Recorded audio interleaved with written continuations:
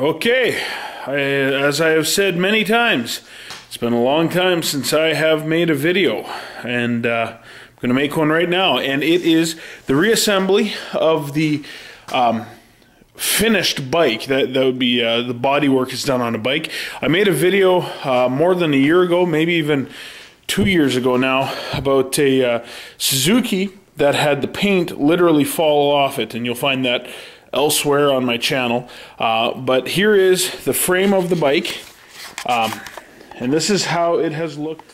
Sorry about that. This is the frame of the bike, and this is how it's looked for 2 years. Pretty near bare.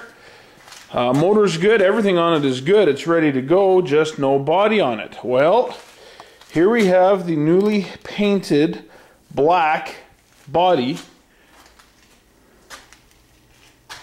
Rear fender, GS 750T. It's the front fender. And we're going to put this thing together. So watch how this goes.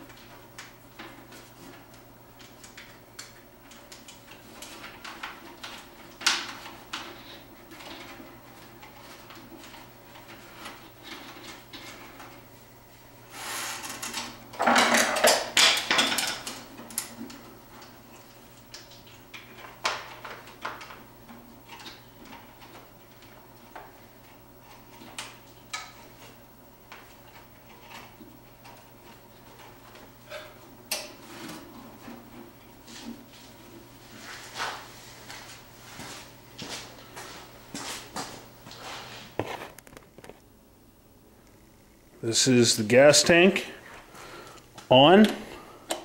Let's tighten these up. All tanks that I know of are a rubber mount.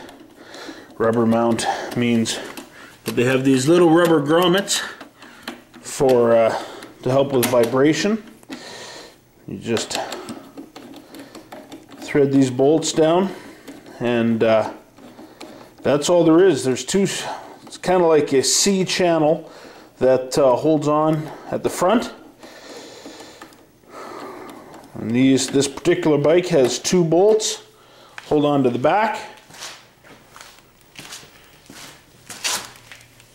Right in there. You can't see. You just have to trust me. You can kind of see there it is holding on. That's it. The tank is on. There are two lines running to the tank. One is a fuel line and one is a vacuum line that opens and closes the petcock. This is called the petcock here. This is what you would turn to change if you wanted to get fuel out of it, or this is a reserve. When you run out of fuel, that's on, and that's prime. That's about it, really.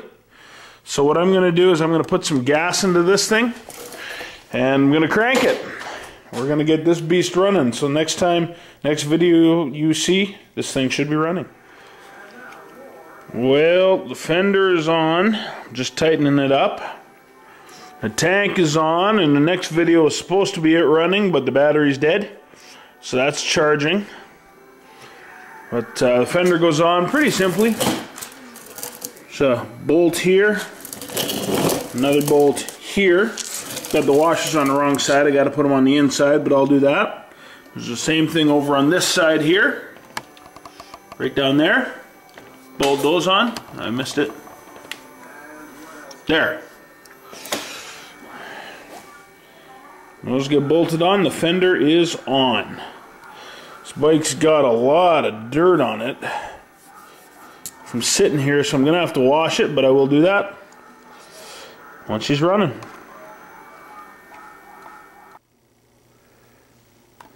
I want you to believe that this is just a couple of hours later. In reality, this is a couple of days later. We've got the front bumper on. We've got the tank on and plumbed. We've got the back bumper on. This back bumper, I really like how this looks. This is a bumper, believe it or not, off of a trailer, and we bought the part at a place called Princess Auto. If you live in Canada, you know exactly what that is. If you live in the States, you ought to take a trip up to Canada. That's a great store for this kind of thing. Lights and wires and bolts and all that kind of stuff. Just kind of your one-stop-fits-all store. Kind of funny. It's called Princess Auto. It neither sells princesses nor auto parts, but that's beside the point. Anyway, taillight works.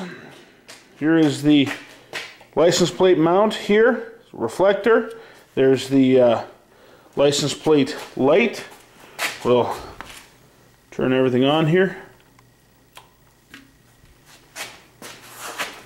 Ooh, pretty. And when you see if I can do this, when you hit the brakes, hey, lights up more. How exciting. And I also want you to think that it runs really good. That is sadly not the case. I need to rebuild and reset. There's 4 carburetors on this one. The difference, this is a 750T.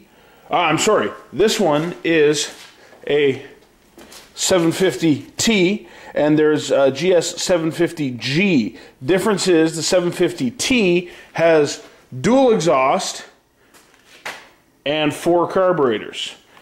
750G has 2 carburetors and single exhaust. This is far and away a more powerful bike. I have a buddy who has the identical bike, except it's totally stock, and it has it's got the 2 carburetors and the single exhaust, and I just walk away on that guy. This bike is far more powerful. This is the instrument cluster off of a 1980 something Suzuki something. This is the instrument cluster that would have been on this one, or this is most of it. You can see that it got laid over and the speedometer got smashed off. So this will go with the sale of the bike, but there she is. Apparently it's out of gas. Maybe that's why it doesn't run.